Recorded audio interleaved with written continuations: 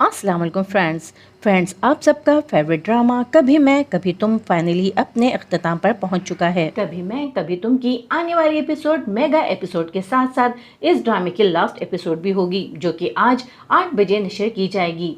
Friends कभी मैं कभी तुम जिसने बड़े बड़े ड्रामों को मात दे दी है, इसके लास्ट एपिसोड में क्या होने वाला है ये जानने के लिए सभी बेताब हैं कि इस ड्रामे की एंडिंग हैप्पी होगी या सैड। तो फ्रेंड्स आज की वीडियो में हम डिस्कस करेंगे कि ड्रामे की लास्ट एपिसोड में आखिर क्या होने वाला है।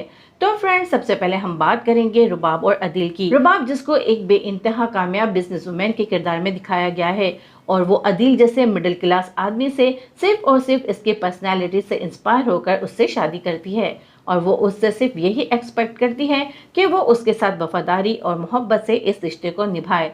लेकिन जब उसको पता चलता है कि अदील उसके बिजनेस में घपले के साथ साथ उसके साथ चीट भी कर रहा है और उसकी फ्रेंड के साथ डेट कर रहा है तो वो ये सब बर्दाश्त नहीं कर पाती। अगर बात सिर्फ बिजनेस और पैसे की होती तो शायद रुबाब ये बात बर्दाश्त कर जाती, लेकिन जब उसको पता चलता है कि अदील नताशा के साथ मिलकर उसको धोखा दे रहा है तो वो ये सब बर्दाश्त नहीं कर पाती है और वो अदील और नताशा को सजा देने के लिए एक बहुत बड़ी पार्टी अरेंज करती है जिसमें वो सबके सामने ही अदील के तमाम काले करतूत सबके सामने फाश कर देती है कि किस तरह अदील ने उसके बिजनेस में उसके साथ घपला किया है, उसके साथ साथ उसकी फ्रेंड नताशा के साथ अफेयर भी चलाता रहा है। यहाँ तक कि अदील नताशा के साथ एक हफ्ते तक एक होटल में एक साथ दिन और रात भी गुजार चुके हैं और अदील रुबाब का पैसा बेदरेग नताशा पर दिल खोल कर लुटाता रहा है। और रुबाब यहीं पर बस नहीं करती बल्कि अदील के खिलाफ पुलिस केस भी कर देती है और अदील को जेल की सलाखों के पीछे तक पहुंचा देती है। और फ्रेंड्स लास्ट एपिसोड में हम देखेंगे कि मनी लॉन्ड्रिंग के केस में अदील को काफी सालों की सजा सुना दी जाएगी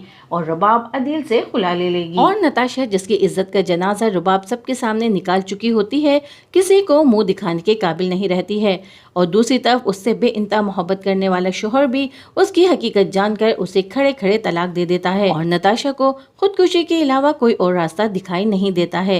लेकिन बदकिस्मती से नताशा की जान बच जाती है और लास्ट एपिसोड में हम देखेंगे कि नताशा रुबाब से अपने किए की माफी मांग कर मुल्क छोड़कर चली जाएगी। फ्रेंड्स अब हम बात करेंगे शर्जीना और मुस्तफा के बारे में। तो फ्रेंड्स मुस्तफा बेइंतहा मेहनत करने के बाद दौलत बंगला गाड़ी तो हासिल करने में कामयाब हो जाता है, लेकिन जिनके लिए ये सब वो हासिल करना चाहता था वो ही उसे छोड़कर चले जाते हैं और मुस्तफा इस बड़े से बंगले में तन्हा सिर्फ और सिर्फ शर्जीना को याद करेगा और शर्जीना के बगैर उसे ये सब बेमानी लगेगा।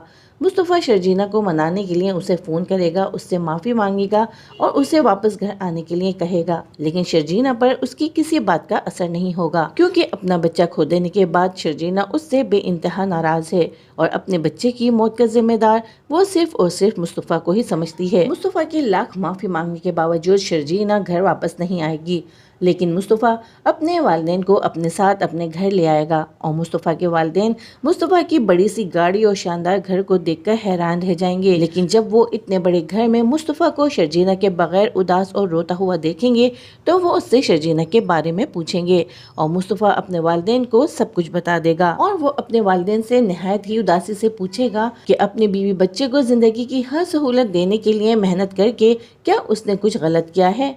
और मुस्तफ़ा के वालिदैन तो मुस्तफ़ा को यूँ टूटा हुआ देखकर बहुत ज़्यादा अफसरदा हो जाएंगे और उसे ये यकीन दिलाएंगे कि वो शर्जीना से माफ़ी मांग लेंगे और उसे ज़रूर वापस लाएंगे। ड्रामे में हम मज़ीद देखेंगे कि मुस्तफ़ा के वालिदैन मुस्तफ़ा को लेकर शर्जीना के घर जाएंगे। वहाँ जाकर मुस्तफ़ा के वालिद एक बार फिर शर्जीना के वालिद से माफ़ी मांगेंगे और मुस्तफ़ा की वालिदा जिनकी सारी अकड़ अब निकल चुकी है वो भी शर्जीना से अपने बुरे रवैये की माफ़ी मांग लेंगी। लेकिन शर्जीना के वालिद शर्जीना को मुस्तफ़ा के साथ भेजने पर हरगिज़ तैयार नहीं होंगे और शर्जीना मुस्तफ़ा से कहेगी कि मुस्तफ़ा मैं अपने बाबा की स्ट्रॉन्ग बेटी थी, कभी किसी के सामने नहीं रोई, लेकिन तुम्हारी वजह से मैं बहुत रोई हूँ, यहाँ तक कि मुझे अपना आप भी अब अच्छा नहीं लग रहा है। मुस्तफ़ा उसे यकीन दिलाएगा कि आइंदा उससे ऐसी गलती नहीं होगी और वो पहले की तरह उसका ख्याल रखेगा। लेकिन शर्जीना पर अब उसकी किसी बात का असर नहीं होगा। वो उससे कहेगी तुम जाओ और बस दौलत कमाओ, लेकिन बस अपने लिए। और मुस्तफ़ा जब ये देखेगा कि शर्जीना उसे किसी तौर पर माफ़ करने पर तैयार नहीं है तो वो उससे कहेगा कि शर्जीना मैं तुम्हारे बगैर ज़िंदा नहीं रह पाऊँगा, मर जाऊंगा तुम्हारे बगैर। और शर्जीना के बगैर खाली हाथ घर वापस आ जाएगा। शर्जीना के वालिद तो शर्जीना के इस फैसले पर बहुत खुश होंगे, लेकिन शर्जीना की वालिदा उसे समझाएंगी कि वो जो कर रही है वो गलत कर रही है। वो उसे समझाएंगी कि जिस तरह इंसान का रिस्क अल्लाह ने लिखा हुआ है, इसी तरह हर इंसान की सांस का हिसाब भी अल्लाह के पास ही है। इसमें मुस्तफ़ा की कोई गलती नहीं है। मैंने इसकी आंखों में तुम्हारे लिए सच्ची मोहब्बत देखी है।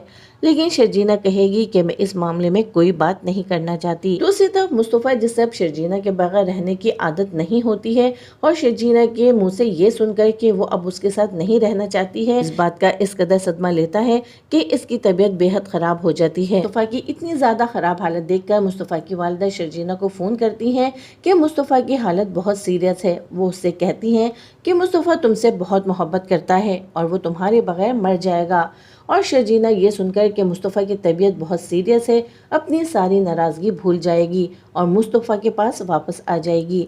और मुस्तफ़ा भी शर्जीना को अपने सामने देखकर एक बार फिर जी उठेगा और मुस्तफ़ा और शर्जीना एक बार फिर अपनी ज़िंदगी की शुरुआत करेंगे। लेकिन इस बार मुस्तफ़ा काम भी करेगा और पैसा भी कमाएगा, लेकिन शर्जीना को वक्त देना और उसका ख्याल रखना नहीं भूलेगा।